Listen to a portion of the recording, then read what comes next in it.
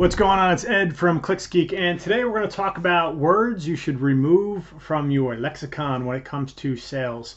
So we're in the process of training a new sales trainer, new appointment setter, and some things have come up that I was saying that, I think you should probably remove those phrases just because they're things a salesman might say, but a doctor wouldn't or a consultant wouldn't. So going through the first bunch in a follow-up scenario where you've had the initial sales call and you haven't closed the deal, but you want to reach out and you want to follow up because you want to close that deal.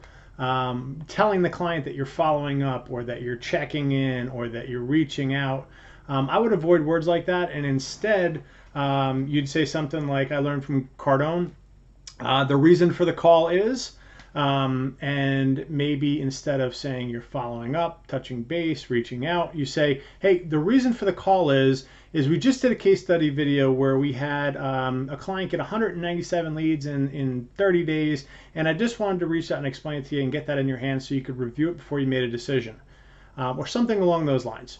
Yeah, that's how I would recommend the follow-up side of things, and just constantly be providing value in the follow-up. Jordan Stupar, former Cardone guy, who is a sales trainer as well.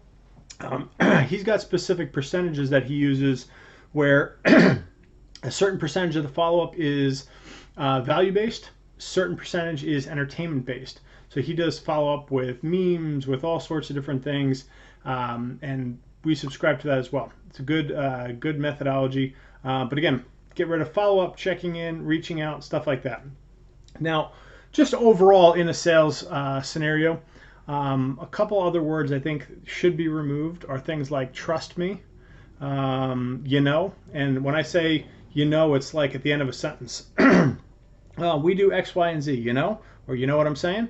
Things like those are, they're not really, they're meant to basically just check that the client's paying attention, but at the same time, it's you're not really waiting for an answer or not, and they tend to get overused. If it's a one-off, that's fine, but if it's something like where you're going through your pitch and you're saying it at the end of each sentence, it's too much.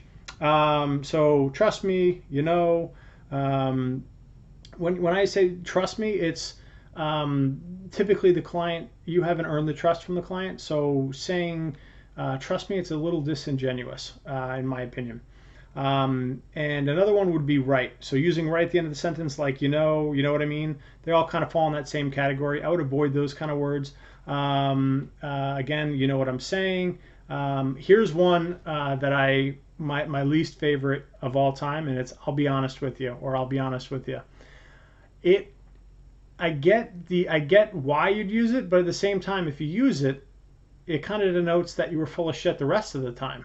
Or that's how it could be perceived. So if you're being honest with me now, what were you being with me the other 99% of the conversation? By default, it would be not honest, right? Because if you're being honest now, what were you before? So the client may not pick up on it, but maybe they pick up on it subconsciously. And again, it's salesy, and I don't really subscribe to that. I would avoid that. I don't know. Just the way I look at it is when you go to a doctor and you're in a diagnostic phase, and if you've watched this channel at all, I talk a lot about taking a doctor approach to selling, or a consultative approach to selling, and where you're going and doing fact finding or questioning, just like the doctor is going to basically go through a checklist. Oh, you're smoking. Okay, all right. How often are you drinking? Oh, okay. Oh, Mr. Ed, I see you're a few pounds overweight here. Okay, that's not good. Oh, your blood pressure looks good. Cholesterol's a little high. Okay, so we're just going through some things.